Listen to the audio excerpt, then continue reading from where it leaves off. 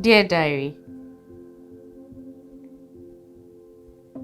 I remembered a child and I thought of his father. I wonder where they are. Let me tell you about them. There was a child I taught some years back. His name was Nee. I cannot tell his dad's name because I don't remember. But Nee's father is one of the people who reminds me that we have to be careful about the things and the problems we share with people, because sometimes we end up hurting people or our loved ones more even when we are not around.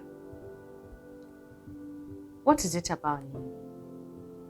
Nee and his brother came to school some years back. Nee was 4 years and his brother was 2 years. His mother, very pretty young lady who was in one of the security services. She had done well to attain a degree, so she was an officer, and you should see her in her uniform. Pretty, beautiful, cute, strong-willed. And anytime she brought her kids to school, she would call me by my name and tell me that she's going to serve Ghana and she'll be back. I got very attached to this family. After a while, she told me that she was left with just one thing to accomplish in life. And I said, what was that? She said, oh, she needed a daughter. Not long after, she got pregnant. And then anytime I saw her, I'll ask her, is it a girl? She said, oh, she can't even tell that the girl is braiding her hair in her womb. So she's so sure that it's a girl. And I'll be so excited, we'll laugh about it and all that. I remember telling her that if she wanted to have a girl, she should put a ribbon on her belly all the time. I was actually just joking. And anytime she wasn't in uniform, she had a pink ribbon, tied around her belly, and then she was a very, very bubbly person, very, very pretty as well. Sometimes when the kids come to school, we get to know more about their families. Sometimes even when we don't want to know. So as much as this lady was pretty, she was good, she was bubbly and everything, there was a challenge at home. And this challenge affected the children. Her husband being a banker, in the evenings when he closes from work, he would come home with some of his friends. Sometimes over the weekends, his friends will also come home. They'll come and sit around and all that. The lady wasn't so happy with it. There are times that she would frown so badly that the friends were even afraid to walk into the house. They would rather stay at the gate or something. So after a while, the young man, they were a young couple. I'm sure they were in their late 20s. And after a while, when the man realized that he couldn't convince his wife to have his friends over, it wasn't that she was even cooking for them or anything. They just would hang out around his house. He decided to go out. So they'll hang out probably in a pub or at a place around where they lived. The lady would complain bitterly to everyone, including me, how her husband was irresponsible. I cannot tell whether he helped with house chores or whether he helped with the children, but he was the one who used to bring them to school. Most of the time, the woman would also once in a while do that, but I believe that was because of her schedule. She got weary. There are times that she would tell me she's going to see her family, and she had to go and tell her family about how careless the man was being and all that. So we all knew she had developed a very big problem, and the problem was her husband. I asked her if he was cheating on her. She said no, but the fact that he goes out with the friends and all that. Well, let's let that be. The kids would come to school, and sometimes I remember Nee had a cut one time, and I asked him what it was. He said mommy was throwing a belt at daddy or something, and then it hit him. That was it, hit the child. And I asked the mother the next day that this is what the child told me, and she felt it was justified. She told me that, oh, Auntie, it was an accident, but then some of the men, you have to teach them a lesson. Like, are you serious? Anyway, after she got pregnant, I think because of her many problems and the things she was taking up upon herself and all that, she ended up in one of the popular, I would say, pastor churches, where she was very active. She would go pay money, get some water, get some oil, apply it on her belly. She was getting into this church thing for a while. And I said to her that, is she sure? Because I remember she was Methodist. And she said, oh, she's still Methodist, but in this place, Auntie, is very powerful.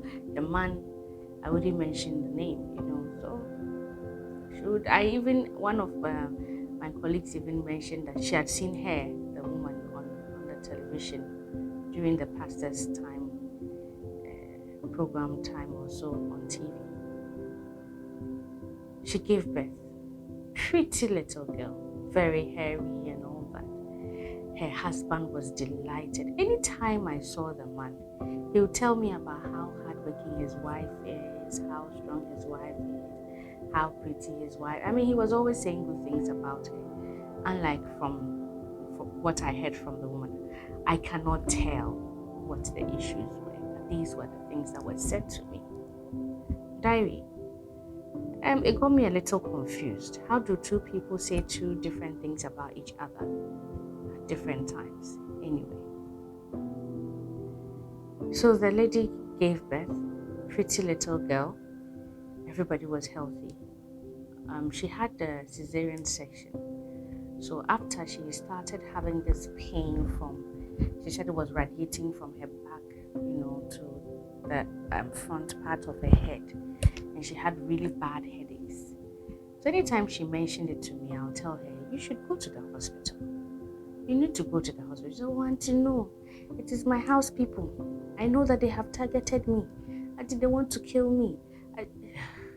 And I said to her that as you pray, just visit the hospital and let them tell you what's wrong. I'm sure they have been. You are not the first person who has had a cesarean section, and you will not be the last.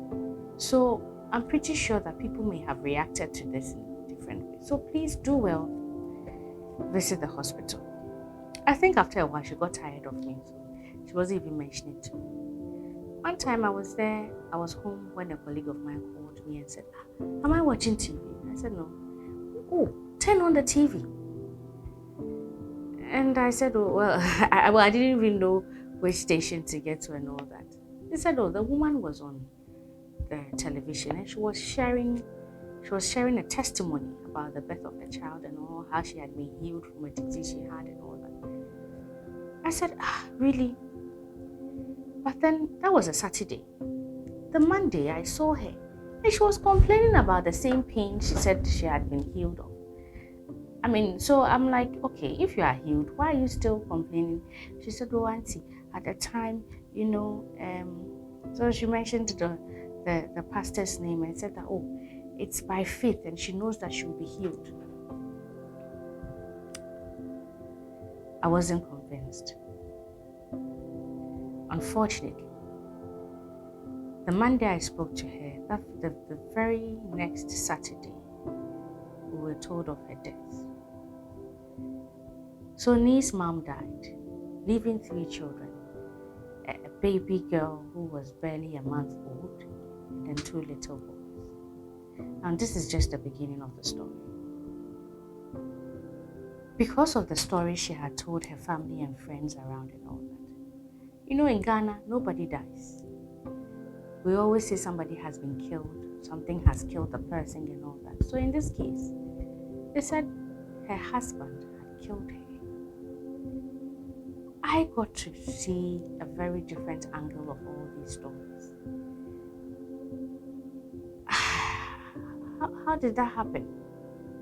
Anyway, immediately her family came for the children. The husband was broken. I saw the man, who had just lost someone he loved dearly, and he just couldn't even concentrate on all what was going on around him. And so the kids were taken from him. But surprisingly, on the day of the final burial, the funeral rites, when the family of the man and the man himself got there, they were hooted at and they were sacked. This man could not pay his wife his last respect because her family truly believed that she had been killed. Now, from where I sit, this is someone who refused to go to the hospital. Maybe this death was avoidable. Now she has left 3 children. The man was not allowed to see his children. He was not allowed to talk to them for weeks until I think everything was over, and then he actually sought the advice of a lawyer. And then, how do we even do this? Well, today I found out that the children are with a man. He has remarried. It's been about 8 years, and he's remarried, and he's very comfortable with the kids and all that. But my issue is, sometimes when we are going through problems with our spouses, with our friends, with our loved ones, even colleagues, let's be careful how we put out the story. Because sometimes we know that our emotions probably may be leading us to do so many things. Now, one of the things I remember was that the man would bring the kids to school. No, the family would bring the kids to school, and then the man, they'll ask the school to call the man to pay the fees, which he diligently did for so many months. He would send their feeding fee, he would pay their school fees and all that. Yet when the children's auntie comes to the school, or any of the relatives come and pick the kids, and we're like, oh, the man came to see the kids in school, they'll be upset. They didn't want the man to have any access to the children, but you were allowing him to pay the fees. You would send him bills. You ask the school to send the man bills, and he would pay. And this poor man was being deprived of seeing his children because he killed his wife.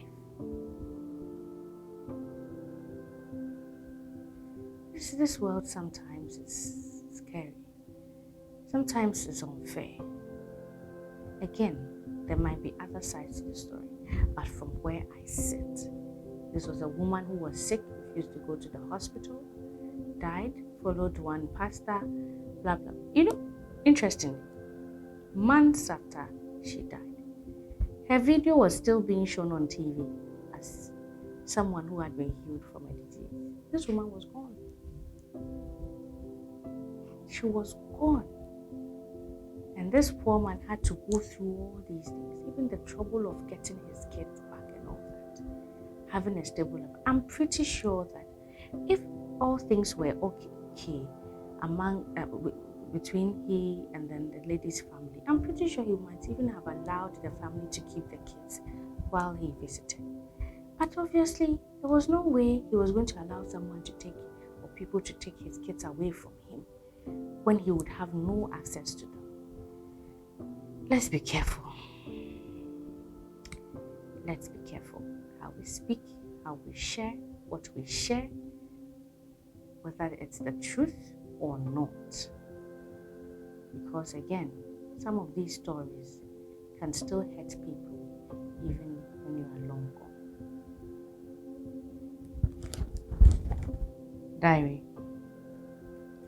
I pray Nee and his siblings grow up to be fine gentlemen and lady. I also wish Nee's dad the very best. And I pray that Nee's mom will continue to rest in peace. kindly subscribe to all our social media handles: YouTube, Facebook, Instagram, TikTok, and all others on In and Out the Set.